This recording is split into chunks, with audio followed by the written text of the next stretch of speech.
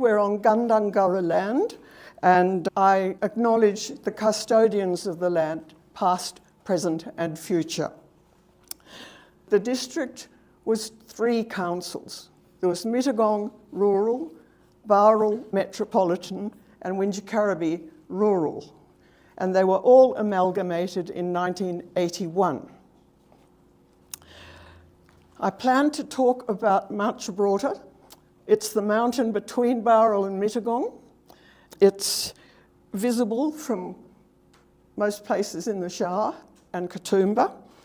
And I'm going to tell you the industrial heritage for a start.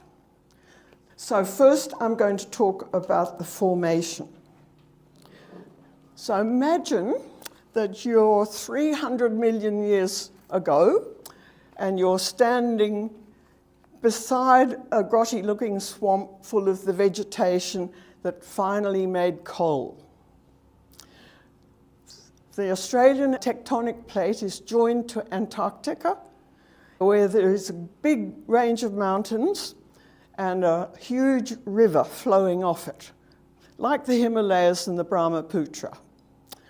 And it eroded those mountains and travelled fast and got slower on the flatlands and meandered about and filled in the swamps with the little particles it had brought from that range of mountains, making the Sydney sandstone, which is about 300 metres thick. And over the millions of years, it went up and down, got shale on top of it, and the Sydney Basin was warped into the basin. Then, about 180 million years ago, as Australian plate was starting to break off from the Antarctic plate, there was volcanic activity up and down the east coast. I don't know where we were on the globe, but this was happening.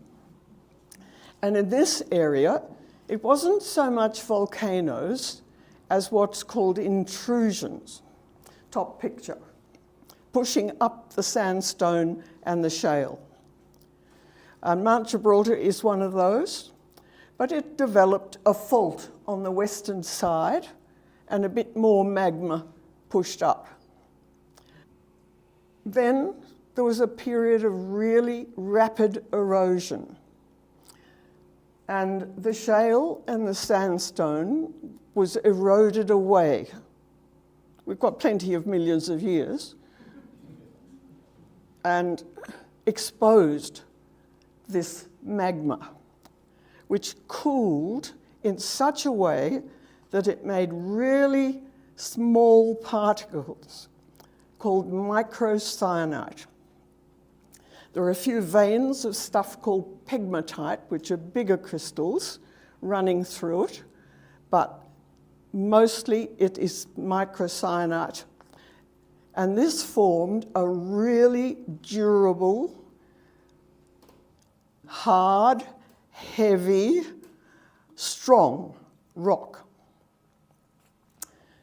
Pieces of rock. The Aboriginal occupation period, I can't really tell you very much about. Everything we know has come from European diaries. They were based in Burragarang, still the Gundungurra tribe, visited by the Darwals. They were the ones that were here when European occupation started. When Lake Burragarang was formed, Warragamba Dam, they were moved to Wentworth Falls. The people who were here were taken to La Perouse. Now, some of them have come back. There's about 500 people in the district that have Aboriginal connections, but I haven't been able to find out anything much. The early European explorers, like Wilson and Throsby and Humenhovel, had Aboriginal guides. Eventually, there was John Oxley, who did a surveyor in the early days, and he had a property at Camden.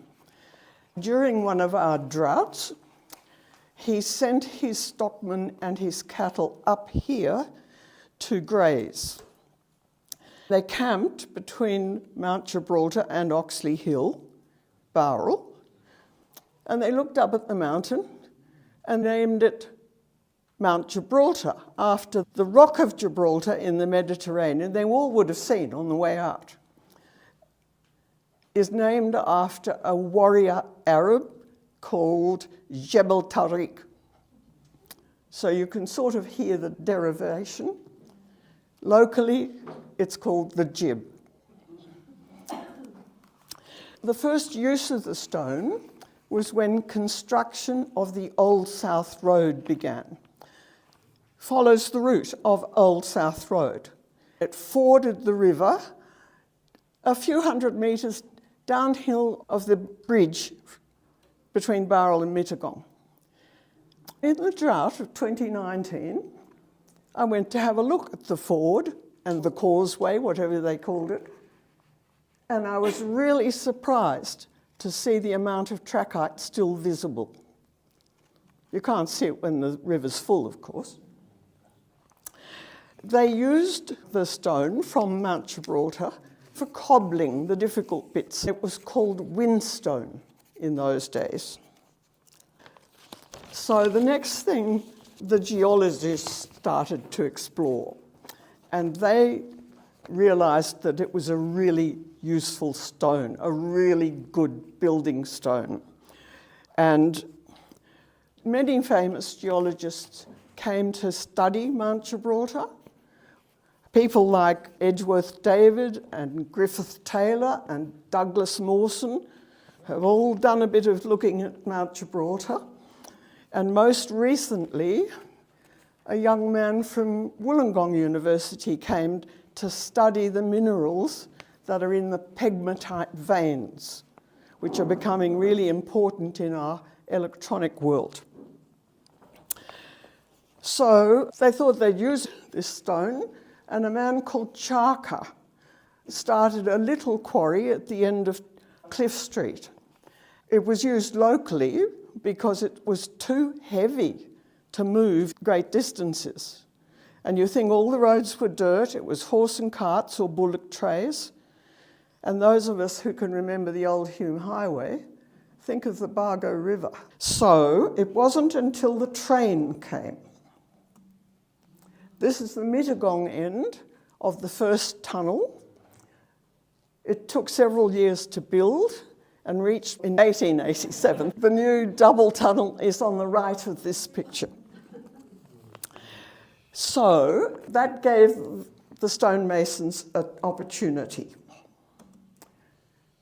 The first chap was Leggett, and he mostly quarried in the boulders that had fallen off the mountain into Eli Beer's paddock. Eli Beer's paddock is where the Seniors Living Gibraltar Park is now. When he died, he left the land to the Salvation Army, and it became the Mount Gibraltar Boys' Home. People remember. So, unfortunately, he went broke fairly quickly.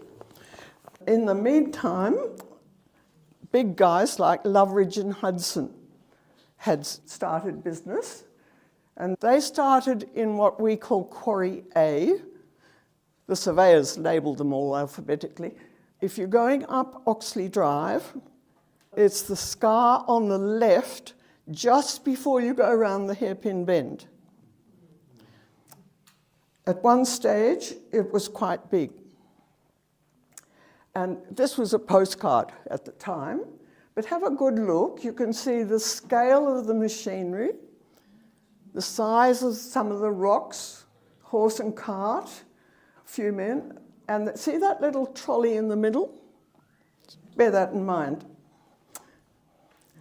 It wasn't long, though, before they bought out Charker, because they felt that the stone was of a better quality and of a greater quantity. This is in the Charker quarry, Loveridge and Hudson in full swing. Big machinery, and you can see the stonemasons with their waistcoats and aprons. And this is Ian Loveridge inset. They lived here. It was an enormous industry. It was extremely dangerous, terribly heavy, but think it's not acknowledged properly in the district. There were 10 quarries at least. There were stonemasons and their labourers. There were the wheelwrights and the blacksmiths and the horsemen, the victuallers. There were so many people involved and dependent on the quarrying. There was a siding, especially for loading stone onto the railway, where the Bowral War Memorial is now. So the method used was to drill a line of holes with a long steel drill that was rotated and hit with a heavy hammer. Once they got the line done, they stuffed them all with explosive and blew a piece off the mountain, and then the stonemasons would cut it up. If it was used for building, it was called dimension stone. And the method used was called plug and feather. Feathers are 2 flat steel bars, each pair inserted into a hole, while the plug is a wedge inserted between them and hammered in to split the rock. Dimension stone was then finished with a hammer and chisel. Later, mechanical drills were used, and the mechanical drill there is in the Berrimah Museum, and that's a close-up of the little trolley that we found buried under the ivy, and it's in the Berrimah Museum.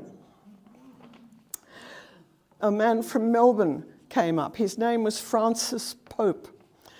He had been working in the Bluestone in Melbourne, and he worked with Loveridge and Hudson for a while, and then he bought Raywood's quarry. This is what they were basically used for. Road sets, and that is at the entrance to Centennial Park, just as a remaining example. Curb and guttering. It's in the CBD of Sydney and Bowral for a start. If you're standing on a curb at the traffic light and it says look right, you're standing on Mount Gibraltar. The sandstone couldn't stand up to the wear and tear of the cart wheels. And the curb and gutter on the right is at the railway station.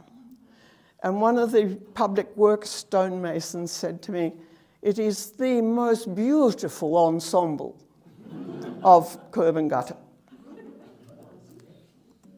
This is Raywood's quarry. It's a frightful photo, but the rock on the left, they've just blasted off the mountain. This is the scale of things. See the little ants in the middle, in their aprons? They're going to cut it all up. It's amazing. This is one of the problems they faced. There's a 10-ton rock on the cart. There's 10 horses, and they're bogged. Now you can see the railway embankment between the swimming pool and the railway. The other problem was the axles would break. What do you do with a 10-ton rock on the cart and a broken axle? So these are some local structures using the stone. The Bowral Courthouse was architecturally designed. You all know that wall at the Elizabeth Street roundabout in Moss Vale. The 2-storey terrace in Victoria Street. There's several of these little cottages, all made of trachyte. The duplex on the Mittagong Road. Then the war memorials. Just about every war memorial is made out of Bowral trachyte. I'll just tell you, they marketed it as Bowral trachyte because there was a royalty on the microcyanite as a mineral. It was classified as a mineral. So they were pragmatic and didn't pay the royalty. So the poor war memorial has had several lives. This is taken by Frank Hurley, the famous Australian photographer from the Shackleton expedition, who did all the glass plates of the ship caught in the ice. This is another life on the left. Then, while we're there, that's the Bong Bong Monument. And those who don't know, Bong Bong was the very first settlement in the Shire. It was by the river, the Bowral side of the bridge to Moss Vale. Flood. That was the end of it. The Bowral War Memorial has been moved a bit and another layer added to it because of the Vietnam War. This is Queen Victoria's Jubilee Monument in Moss Vale. It's also had several lives. Always rather amuses me, it was Queen Victoria's, yeah. This is Pope's Quarry, obviously at a slightly later time. The truck is a steam truck, and you can see the different sorts of rock that they're cutting. This is another of Pope's Quarry.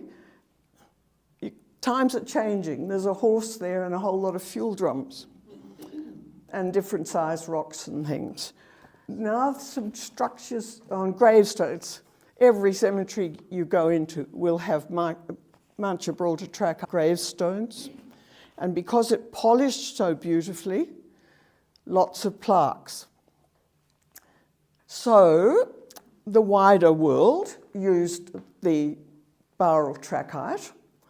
One of the first things was to join Garden Island onto the CBD, all the rocks under the water of Mount Gibraltar. The Hawkesbury River Bridge, first bridge, the mud is very deep at the bottom, so the caissons are big. The microcyanite, the Bowral trachyte, was used underwater, and then the sandstone on top. Now, there was a major flood, and two of them moved. So a new bridge had to be built. But the pylons are still there, just sticking out of the water beside the new bridge. Another bridge. Piermont Bridge is a swizzle bridge, and it swizzles on Bowral trachyte in the middle there, 6-ton rock. The Commonwealth Bank in Martin Place, just stop and have a good look at it.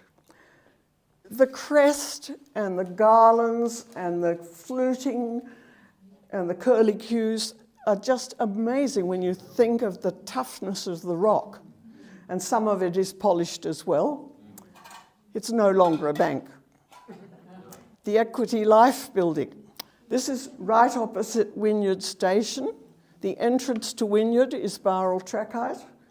This is entirely made of trachyte, held together with molten lead. And it's worth stepping onto the steps to see the size of the doorsteps. The Bank of Australasia on the right of it with Angel Place in the middle. If you go down Angel Place, you will see Bowral trachyte, rough cut, sawn and polished. The Queen Victoria Building. The columns at the entrances, the stairs, and quite a lot of the foundations are in the Queen Victoria Building, which was built for the Phippard brothers. And they employed McRae, who was the architect of the town hall. Columns at the entrances, old boy turning the columns on a lathe. I love that picture. Occupational health and safety rules. Now, I've got a little story about this one. It's a Bowral trachyte clock made in Bowral for the Phippard brothers to present to McRae as a thank you. It's beautifully carved. It has a clock, a barometer, and a thermometer. and it was displayed in a jeweller's window in Bowral for some months before it was presented. And then it disappeared. So this little story, I was talking to a descendant of the Phippards, and he said he was having a cup of tea in the ballroom of Queen Victoria Building, as you do, and he said to the waitress, "My great-grandfather built this," and she said, "Oh, I've just served the daughter of the architect, an old lady in a blue hat. She's just left." So he raced off round the building and caught up with her. And she told him this story, that when her father died, she found a million pieces in the basement, had them painstakingly collected and re-put together. And she was in Sydney, because she lived in Perth, to present it to the town hall, where you can go and see it. What had happened was it's so heavy that it broke the mantelpiece and fell on the hearthstone. Other buildings, Centennial Park, on the left is at Randwick Gates on the top, on the right, Woollahra at the bottom, Australia House in London. It's in the foundations and all around ground level, along with lots of other examples of Australian stone. The Byron Bay and Nora Head lighthouses have galleries of Bowral trachyte. How they got it there and up there, I can't imagine. Then the Comrie Fountain has a little story. It was presented to the city of Sydney by a little old lady from the Blue Mountains, and it was placed in Queen Square beside Queen Victoria. It was a perfect menace to horses and carts and trams and the new cars coming in and people, and eventually the council moved it away. When the showground closed, they put it up again outside the gate to Centennial Park and opposite the gate in Lang Road where the horses used to come out to go exercising. It's a drinking fountain for humans, horses and hounds. So it's now in full use. You can see it there too. Arthur Streyton visited, and he climbed the mountain. There weren't roads then, quarrying still going on, and he painted this view to the west. It's a watercolour. It took him 3 visits. He was very pleased with it, and he wrote to Tom Roberts all about it. It's called The Vale of Mittagong, and it's in the Victorian National Art Gallery. And I've seen it. It was in the basement. They had to get it out by appointment. It's big. How he managed it, I can't imagine either. And it's a bit greener than this reproduction that they sent me. But you can see Mount Jalor in the left distant, and the little train in the foreground. And I think that's Lyle Street heading out. This is another quarry.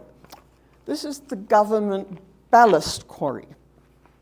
So what they did is built a double tramway down to the railway line through Eli Beer's paddock. And the full trolleys went down and pulled the empty one up. And when the full one went down, it tipped into the crusher, and it crushed into those trolleys and took it off down to where they were working on the Great Southern Railway. Didn't last terribly long, 2 or 3 years. So we'll stop there for the minute, and I'm going to tell you about the Amos quarries.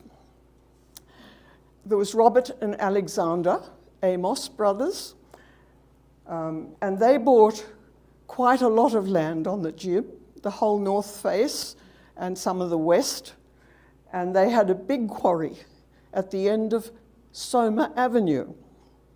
Amos spelt backwards, as you do. And that operated well, made dimension stone and curb and guttering and everything. After a few years, Robert sold out to Alexander. Alexander was quite an entrepreneur. He was a grazier, and he had built railways, several railways. But he died in 1915, and the union trustee sold off his property. The government resumed the entire north face of the mountain because they were going to build Avon Dam. In the end, they didn't quarry. They bought what they needed from the existing quarries. Mascot Industries took over the quarry, but they only made curb and guttering from then on. And all the houses along the old Bowral Road and the new Bowral Road came out of his property. Then a Bowral alderman called Joshua Stokes bought 33 hectares on the summit to be a flora and fauna reserve. Mount Gibraltar Reserve, right? So he was so derided for such a waste of money that he was never re-elected. But he was actually repaid at some stage.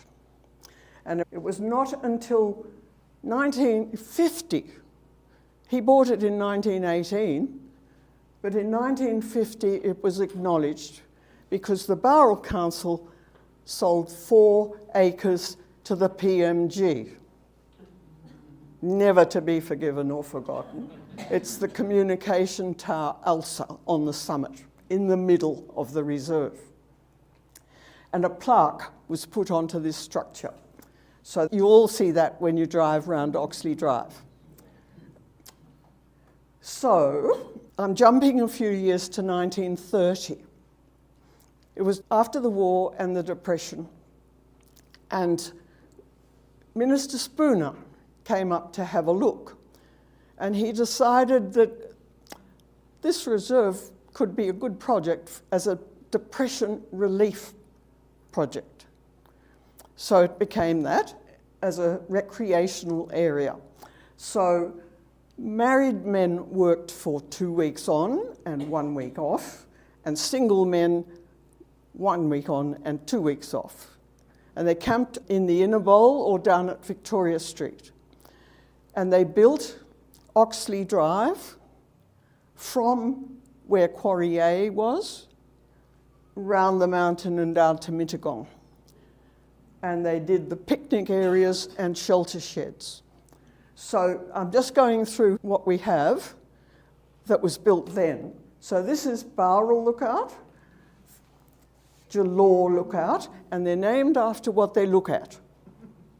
Mittagong Lookout, the Inner Bowl picnic shelter, and I put this in here, the 1930s, 1960 Rotary Club built this shelter at Bowral Lookout. It was a complete failure, really, because it faced southwest. And it didn't shelter anybody, anything, and it was neglected and it was demolished. Also, the Harvey brothers were contracted to build the supporting wall for the loop road that encircles the summit. It's the most beautiful wall.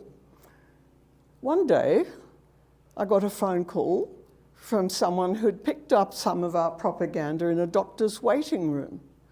And he said, my father and his brother built the wall on the top of Mount Gibraltar. Now, he was 80 at this stage, so I went down to Picton to meet him, and he gave me these photos. They built it with a cart, horse, and sled. Here it is under construction. It's still there. It's a magnificent wall, and that's how it looks today.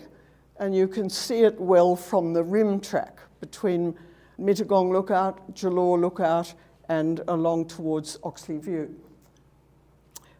Then, commemorative stones. I like this bit. The stone at the bottom is trachyte, and it's about 6 to 8 tonnes. It's cut into a hexagon, one side for each state. Territories don't count. Lord Hopetoun had to stand on it to be invested as the first Governor-General of the Federation of Australia. I like it's Blarney Stone, coronation stone stuff, isn't it? The column was put on top of it, and there it sat until the bicentenary. And then Tazan's design that to go over the top. It's in Centennial Park. You can go and see it any time. Same thing happened in Canberra. It was placed on top of Capitol Hill, and Lady Denman had to stand on it to say, this is the site of Canberra, our new national capital. And when they built the new Parliament House, it was moved to halfway between the two, where you can go and see it. It's covered in plaques. I've forgotten who they all are, except for King O'Malley. More in Canberra.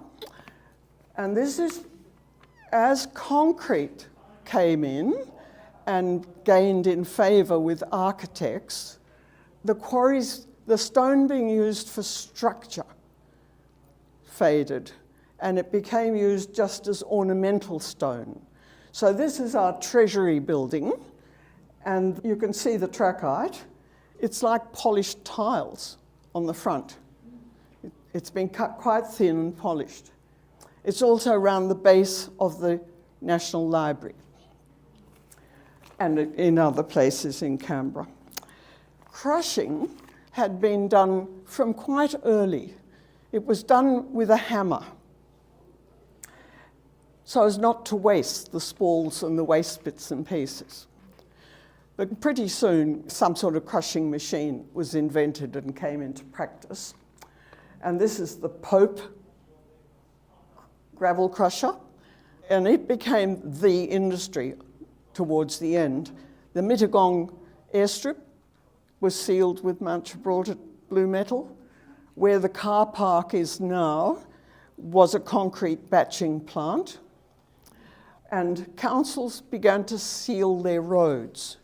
So a local guy called F.A. Badgery, I think he was a politician, also formed the Wingecarribee Road Metalworks, and they did quite well selling to councils for sealing of their roads. So we're getting to the last stone. And those who were here will remember the blasting. About 4 o'clock in the afternoon, kaboom, and everything on the shelves would rattle and shake and some fall off, and then it would rain dust. And people began to complain to the Bowral Council about this, and also what they saw as destruction of the landscape. So the Bowral Council negotiated with Pope and bought the quarry. They then leased it to Granite Ware to fulfil any outstanding orders, and when they'd finished that, it reverted to the reserve. Now the reserve had grown a bit as all those councils had gradually bought little blocks of land as they became available. So the reserve was getting bigger. It was probably about 40 acres by then. So this picture I put in, it's about 1960, and you can see the whole technology has changed. The whole look of the thing. I don't think they're blasting at all. It's clever saws of some sort. Then, in 1983, Moloko Brothers, which then owned Loveridge and Hudson Quarry, announced that they needed to start quarrying again for the extension to the National Library in Canberra. But the neighbours, when they read the proposal, said it read as though they're going to start the quarries up again. So Save the Gib committee started. I learned all this from Rowan Carl, although I was there and didn't take much notice at the time. And people like Patrick Wild and Morris Bratter were on the committee, and they employed Murray Wilcox QC to look into it, and he said it was illegal. It was against a council ordinance. Stalemate. So it was Councillor Philip Yeo who came up with the deal. Miloko Quarry, 1,450 cubic metres within 4 years, and then the quarry must be sold to the council for $2 and put into the reserve. This came about. Here they are quarrying with all the newfangled tools, so there was no blasting. And I think at the library, it was to extend where the dining room is now on the right as you go in the doors. I haven't been there for quite a while. You'll also see the William Morris, and almost every statue in Sydney is on a trachyte plinth. That's the quarry today, the Pope Quarry. Quite spectacular, and we have a heritage walk through it. Then nothing happened at all. It was totally neglected. The council wouldn't pay for volunteers, insurance, nothing happened. The reserve was open, but it just got worse and worse. This is much later, but I put it in because this is the rock section. Geologists in Canberra have started the National Rock Garden, and in it they have these huge boulders from every state. They're magnificent and they're so different, it's incredible. And they wanted one from Mount Gibraltar because it's so important.